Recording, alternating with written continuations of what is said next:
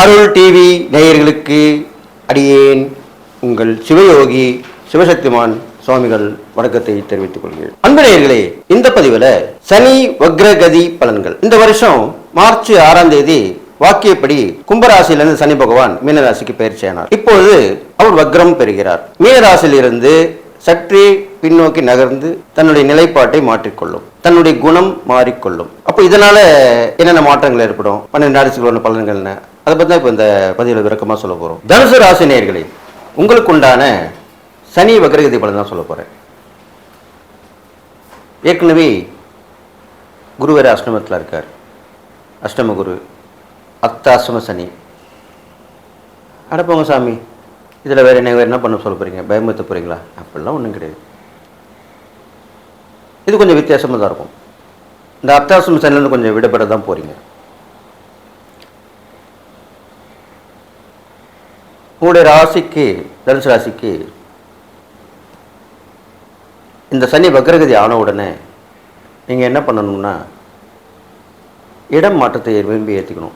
ஒரு வேலைக்கு இப்போ வேலையில் இருக்கீங்கன்னா ட்ரான்ஸ்ஃபர் உங்களுக்கு வருது, வேண்டான்னு சொல்லியிருந்தீங்க, இப்போ ஏற்றுங்க.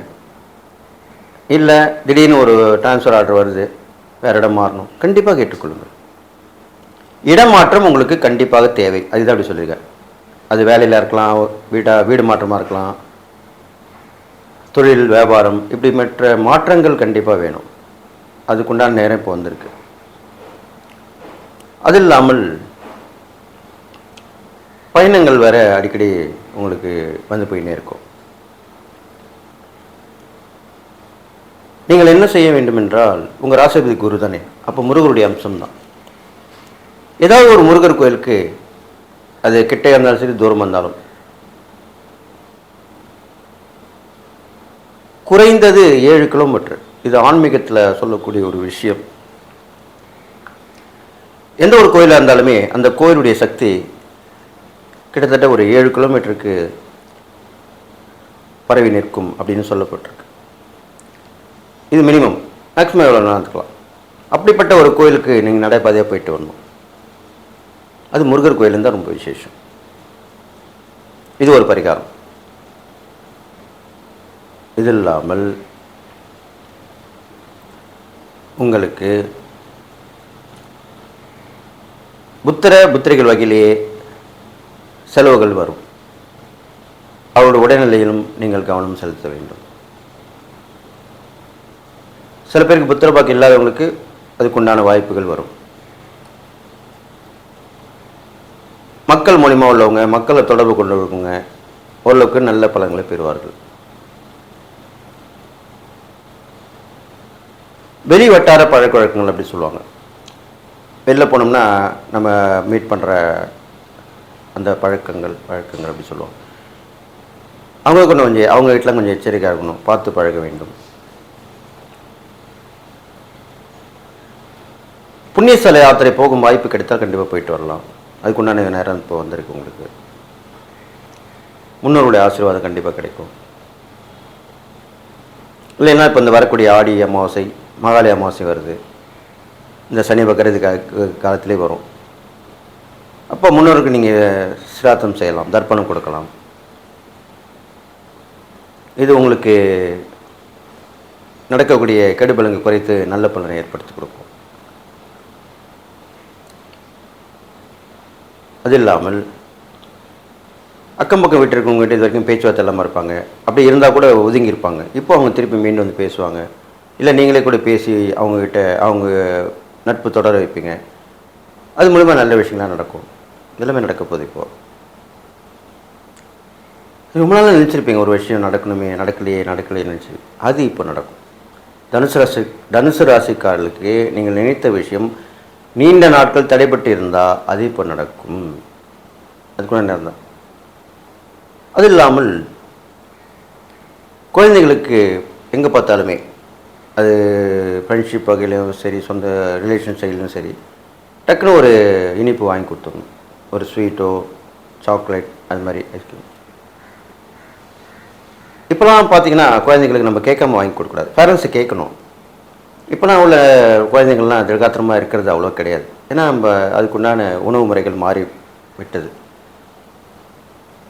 சாக்லேட், ஐஸ்கிரீம், கேக் இந்த மாதிரி வகையெல்லாம் அவங்களுக்கு ஒத்துக்குதான்னு கேட்டு அவங்க பேரண்ட்ஸ்கிட்ட எது செட் ஆகும்னு சொல்லி கேட்டுட்டு வாங்கி கொடுத்தா ரொம்ப நல்லது.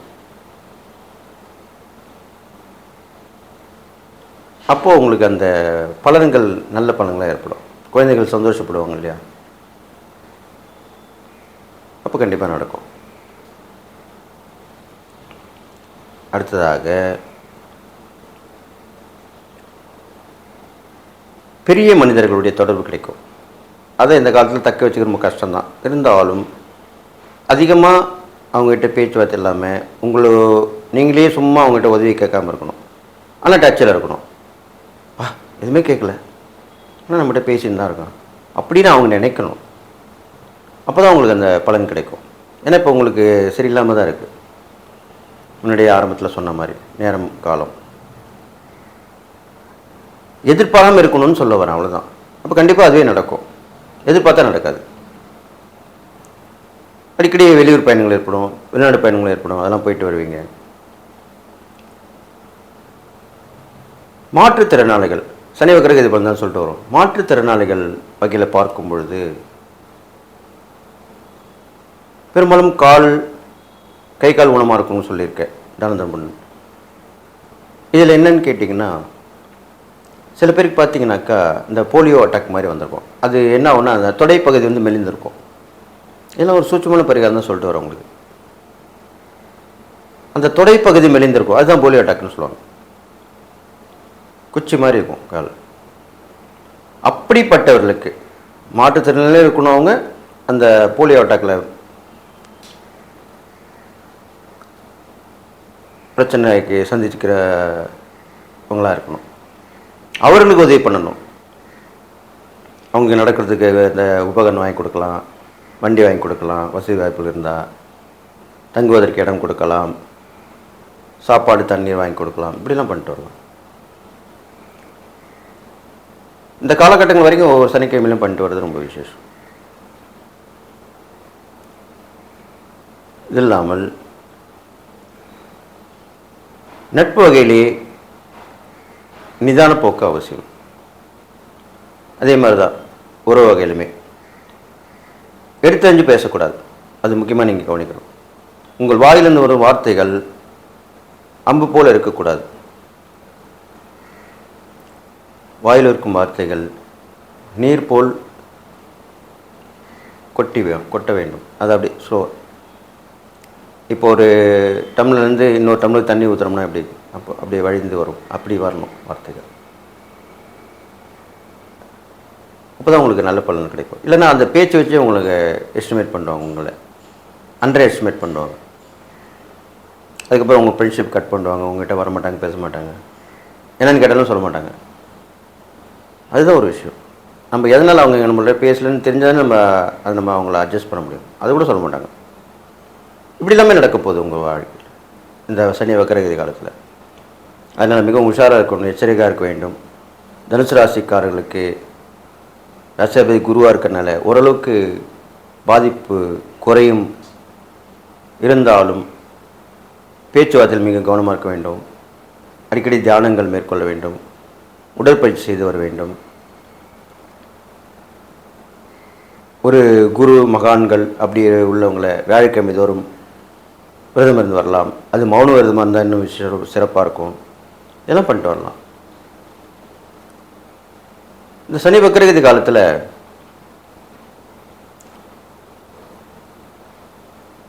யார் வந்தாலும் யார் சென்றாலும் என்னன்னா என்ன, அவங்களுக்கு என்ன தேவையோ அதை நீங்கள் சொல்லணும். உங்களுக்கு என்ன தேவையோ அவங்க கேட்கணும். அவ்வளோதான். அதிகமான வார்த்தைகள் பேச்சுகள். இப்போ நம்ம ஒருத்தட்டு பேசின்னு இருக்கோன்னு வச்சுங்களேன், உங்களுடைய தேவை நீங்கள் பேசுகிறீங்க, அதெல்லாம் அவங்க தேவை பேசுகிறீங்க. இல்லை நீ பொதுவான நாட்டு நடை பற்றி பேசுகிறீங்க, அதெல்லாம் ஒன்றும் பிரச்சனை இல்லை. உங்கள் ஃபேமிலி பற்றி அவங்களும் அவங்க ஃபேமிலி பற்றி நீங்களும் பேசும்போது தான் பிரச்சனை வரும். அது சாதாரணமாக கேட்டால் போதும். சாதாரணமாக கேட்டாலும் ஒன்றும் பிரச்சனை இல்லை.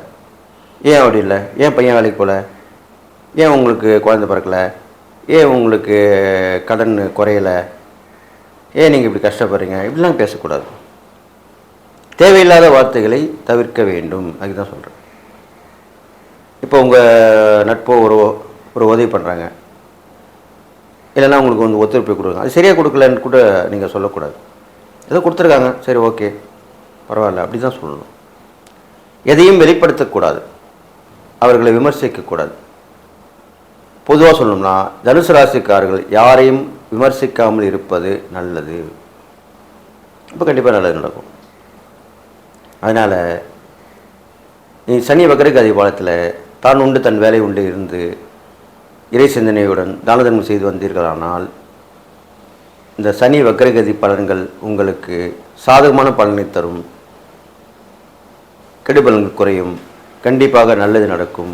கடவுள் அருள் டிவியை பார்த்தமைக்க நன்றிகள். மேலும் இது போன்ற தகவல்களை தெரிந்து கொள்ள கடவுள் அருள் டிவியை சப்ஸ்கிரைப் செய்யுங்கள். மறக்காமல் பெல் ஐக்கானை கிளிக் செய்யுங்கள்.